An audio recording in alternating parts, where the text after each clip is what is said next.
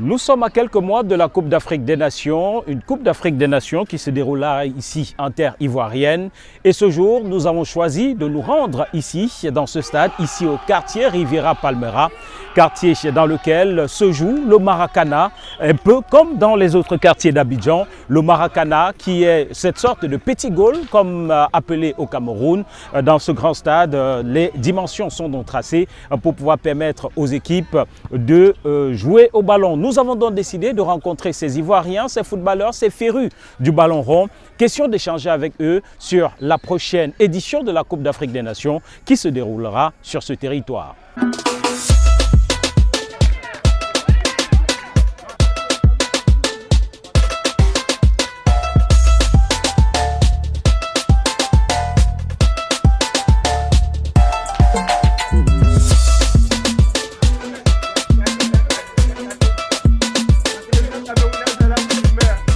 Est-ce qu'il y a des pays que vous souhaitez voir ici? Mais le Cameroun, bien évidemment.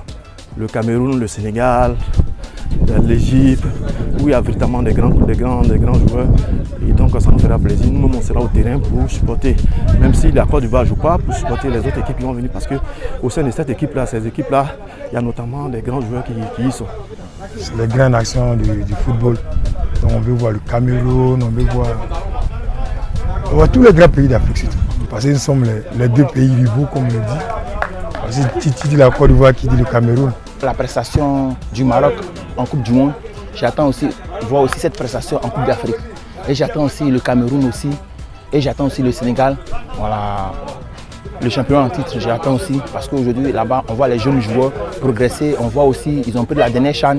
On voit aussi, il y a un travail qui a été fait au niveau du Sénégal, localement comme internationalement. Le Sénégal, l'Algérie et puis mon pays voisin, le Cameroun, notre beau et tout.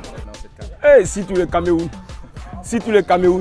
parce que c'est nos voisins, un pays frère, on les attend très bien, on veut que les gars viennent. Voilà, en tout cas, c'est eux seulement on attend. Vous souhaitez voir un match? L'attente est donc longue pour de nombreux Abidjanais comme pour les Ivoiriens en général. Une Coupe d'Afrique en terre ivoirienne une quarantaine d'années après la dernière organisation, c'est un rêve en train de devenir réalité. L'impatience est à son paroxysme. Vraiment, on attend ça vraiment depuis longtemps. Tout ce qu'on a organisé, ça fait au moins depuis 82.